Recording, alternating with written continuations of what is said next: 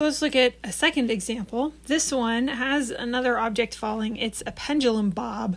The thing at the end of a string when you're swinging something is called a pendulum bob. That's just what it's called, okay? To a physics person, that's what we call it.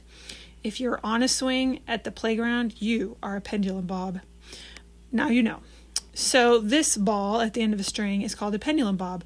We're going to look at it swinging from its highest point to its lowest point, and our system is the pendulum bob, the string, and the earth. And we're ignoring everything like friction and air resistance, so this is a closed system as well.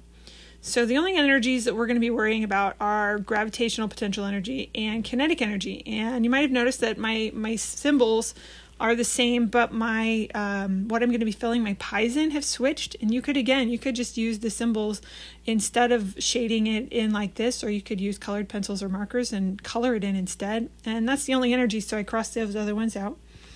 When it's all the way at the top, it's released from rest, so it's going to be not moving at all, so it's just going to be gravitational potential energy.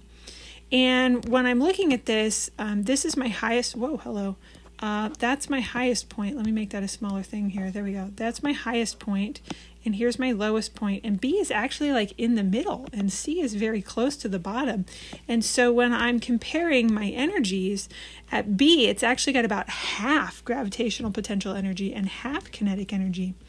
And so that's how I drew my pie. And at C, it still has some gravitational potential energy, but not very much at all. And so I gave it just a little tiny slice. And at D, it's all the way at the bottom. That's the lowest it could possibly be. So there's no more gravitational potential energy. And so I gave it all kinetic energy.